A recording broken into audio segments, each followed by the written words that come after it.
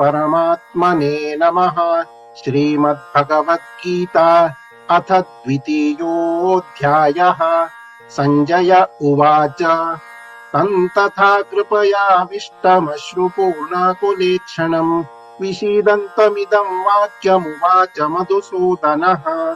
श्रीभगवानुवाच कुतस्त्वाकश्मलमिदं विषमे समुपस्थितम् अनार्यजुष्टमस्वर्ग्यमकीर्तिकरमर्जुन।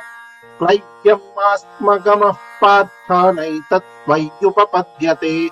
क्षुद्रं हृदय दौर्बल्यं त्यक्त्वोत्तिष्ठ परन्तप। अर्जुन उवाच कथं भीष्ममहं सङ्ख्ये द्रोणं च मधुसूदन। इषुभिः प्रतियोत्स्यामि पूजार्हा वरिसूदन। गुरून् हत्वा हि महानुभावान् श्रेयो भोक्तुं भैक्षमपीह लोके। हत्वार्थकामांस्तु गुरूनिहैव भुञ्जीय भोगान् रुधिरप्रदिग्धान्। न चैतद्विद्मः कतरन्नो गरीयो यद्वा जयेम यदि वा नो जयेयुः। यानेव हत्वा न जिजीविषामस्तेव स्थिताः प्रमुखे धार्तराष्ट्राः। कार्पण्यदोषोपहतः स्वभावः पृच्छामि त्वां धर्मसम्मूढचेताः। यच्छ्रेयस्यान्निश्चितं ब्रूहि तन्मे शिष्यस्तेऽहं शाधिमान् त्वां प्रपन्नम्। न हि प्रपश्यामि ममापनुद्याद्यच्छोकमुच्छोषणमिन्द्रियाणाम्। अवाप्य भूमावसपत्नवृद्धं राज्यं सुराणामपि चाधिपत्यम्। संजय उवाच एवमुक्त्वा ऋषिकेशं गुडाकेशः परन्तप न योत्स्यैति गोविन्दमुक्त्वा तूष्णीं बभूवः। तमुवाच ऋषिकेशः प्रहसन्निव भारत सेनयोरुभयोर्मध्ये विषीदन्तमिदं वचः। श्रीभगवानुवाच अशोच्यानन्वशोचस्त्वं प्रज्ञावादांश्च भाषसे। गतासून गतासूंश्च नानुशोचन्ति पण्डिताः। न त्वेवाहं जातु नासन्न त्वन्नेमे जनाधिपाः। न चैव न भविष्यामः सर्वे वयमतः परम्।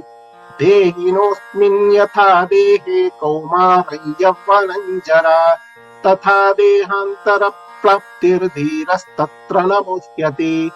मात्रा स्पर्शास्तु कौन्तेय शीतोष्णसुखदुःखदाः। आगमापायिनो नित्यास्तांस्तितिक्षस्व भारत। यं हि न व्यथयन्त्येते पुरुषं पुरुषर्षभ। समदुःखसुखं धीरं सोऽमृतत्वाय कल्पते। नासतो विद्यते भावो नाभावो विद्यते सतः। उभयोरपि दृष्टोऽन्तस्त्वनयोस्तत्त्वदर्शिभिः। अविनाशि तु तद्विद्धि येन सर्वमिदं ततम्। विनाशमव्ययस्यास्य न कश्चित् कर्तुमर्हति। अन्तवन्त इमे देहा नित्यस्योक्ताश्चरीरिणः।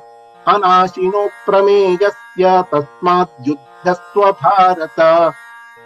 य एनं वेत्ति हन्तारं यश्चैनं मन्यते हतम्। उभौ तौ न विजानीतो नायं हन्ति न हन्यते। न जायते म्रियते वा कदाचिन्नायं भूत्वा भविता वा न भूयः।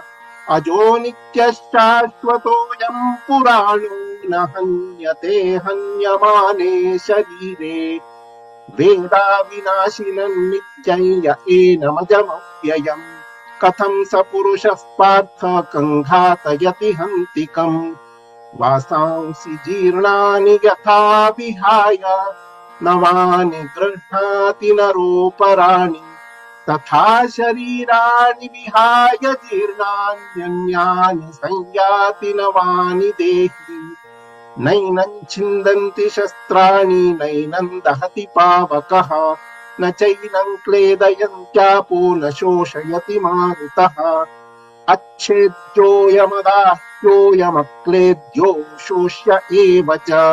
नित्यः सर्वगतस्थाणुरचलोऽयम् सनातनः अव्यक्तोऽयमचिन्त्योऽयमविकार्योऽयमुच्यते तस्मादेवम् विदित्वैनम् नानुशोचितुमर्हसि अथ चैनम् नित्यजातम् नित्यम् वा मन्यसे मृतम् तथापि त्वम् महाबाहो नैवम् शोचितुमर्हसि जातस्य हि ध्रुवो मृत्युर्ध्रुवम् जन्म मृतस्य च तस्मादपरिहार्येऽर्थेन त्वम् शोचितुमर्हसि अव्यक्तादीनि भूतानि व्यक्तमध्यानि भारत अव्यक्तनिधनान्येव तत्र का परिदेवना आश्चर्यवत् पश्यति कश्चिदेनमाश्चर्यवत् वदति तथैव चान्यः आश्चर्यवच्चैनमन्यः शृणोति श्रुत्वाप्येनम् वेद न चैव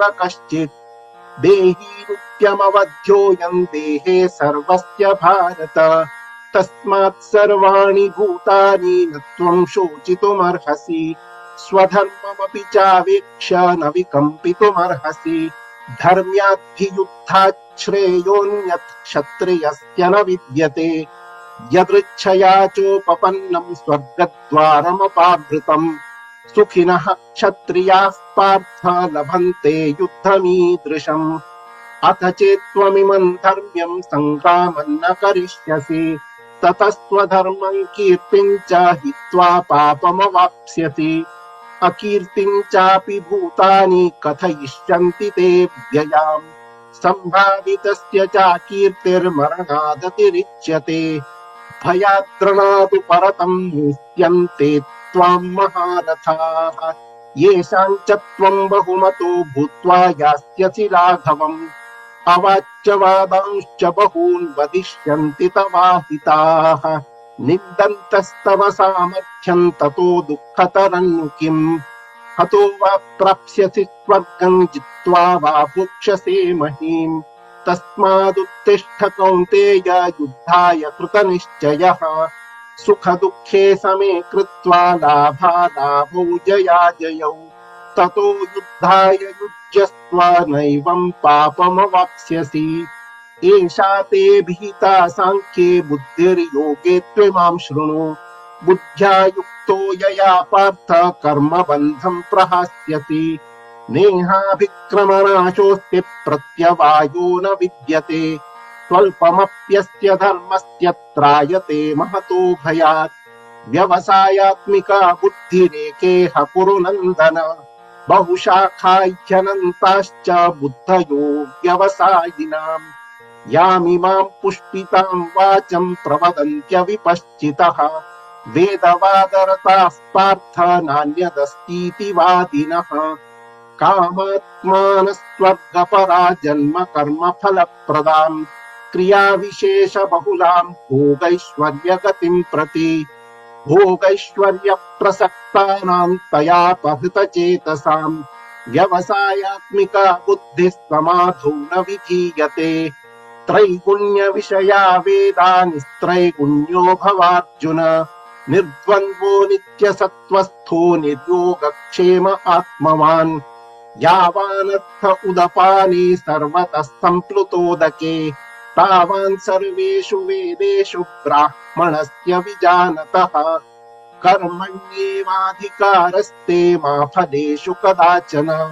मा कर्मफलहेतुर्भूर्मा ते सङ्गोऽस्त्वकर्मणि योगस्थः कुरु कर्माणि सङ्गम् त्यक्त्वा धनञ्जय सिद्ध्यसिद्ध्योस्तमो भूत्वा समत्वम् योग उच्यते दूरेण ह्यवरम् कर्म बुद्धियोगात् धनञ्जय बुद्धौ शरणमन्विच्छ कृपणाः फलहेतवः बुद्धियुक्तो जहातीह उभे सुकृतदुष्कृते तस्माद्योगाय युज्यस्व योगः कर्मसु कौशलम् कर्मजम् बुद्धियुक्ता हि फलम् त्यक्त्वा मनीषिणः जन्मबन्धविनिर्मुक्ताः पदम् गच्छन्त्यनामयम् यदा ते मोहकलिलम् बुद्धिर्व्यतितरिष्यति तदा गन्तासि निर्वेदम् श्रोतव्यस्य श्रुतस्य च श्रुतिविप्रतिपन्ना ते यदा स्थास्यति निश्चला समाधावचला बुद्धिस्तदा योगमवाप्स्यसि। अर्जुन उवाच स्थितप्रज्ञस्य का भाषा समाधिस्थस्य केशव। स्थितधिः किं प्रभाषेत किमासीत व्रजेत किम्। श्रीभगवानुवाच प्रजहाति यदा कामान् सर्वान् पार्थमनोगतान् आत्मन्येवात्मना तुष्टस्थितप्रज्ञस्तदुच्यते। दुःखेष्वनुद्विग्नमनः सुखेषु विगतस्पृहः वीतरागभयक्रोधस्थितधीर्मुनिरुच्यते। यः सर्वत्रानभिस्नेहस्तत्तत्प्राप्य शुभाशुभम् नाभिनन्दति न द्वेष्टि तस्य प्रज्ञा प्रतिष्ठिता। यदा संहरते चायं कूर्मोऽङ्गानीव सर्वशः इन्द्रियाणीन्द्रियार्थेभ्यस्तस्य प्रज्ञा प्रतिष्ठिता। विषया विनिवर्तन्ते निराहारस्य देहिनः रसवर्जं रसोऽप्यस्य परं दृष्ट्वा निवर्तते। यततो ह्यपि कौन्तेय पुरुषस्य विपश्चितः इन्द्रियाणि प्रमाथीनि हरन्ति प्रसभं मनः। तानि सर्वाणि संयम्य युक्त आसीत मत्परः वशे यस्येन्द्रियाणि तस्य प्रज्ञा प्रतिष्ठिता। ध्यायतो विषयान् पुंसः सङ्गस्तेषूपजायते सङ्गात् सञ्जायते कामः कामात् क्रोधोऽभिजायते क्रोधात् भवति सम्मोहः सम्मोहात् स्मृतिविभ्रमः स्मृतिभ्रंशात् बुद्धिनाशो बुद्धिनाशात् प्रणश्यते। रागद्वेषवियुक्तैस्तु विषयानिन्द्रियैश्चरन् आत्मवश्यैर्विधेयात्मा प्रसादमधिगच्छति। प्रसादे सर्वदुःखानां हानिरस्योपजायते। प्रसन्नचेतसो ह्याशु बुद्धिः पर्यवतिष्ठते। नास्ति बुद्धिरयुक्तस्य न चायुक्तस्य भावना न चाभावयतश्चान्तिरशान्तस्य कुतः सुखम्। इन्द्रियाणां हि चरतां यन्मनोनुविधीयते तदस्य हरति प्रज्ञां वायुर्नावमिवाम्भसि।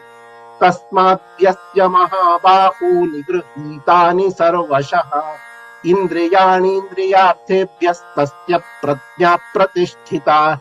या निशा सर्वभूतानां तस्यां जागर्ति संयमी यस्यां जाग्रति भूतानि सा निशा पश्यतु मुनेः। आपूर्यमाणमचलप्रतिष्ठं समुद्रमापः प्रविशन्ति यद्वत् तद्वत् कामायं प्रविशन्ति सर्वे स शान्तिमाप्नोति न कामकामी। विहाय कामान्यः सर्वान् पुमांश्चरति निःस्पृहः निर्ममो निरहङ्कारः स शान्तिमधिगच्छति। एषा ब्राह्मी स्थितिः पार्थ नैनां प्राप्य विमुह्यति। स्थित्वा स्यामन्तकालेऽपि ब्रह्मनिर्वाणमृच्छति।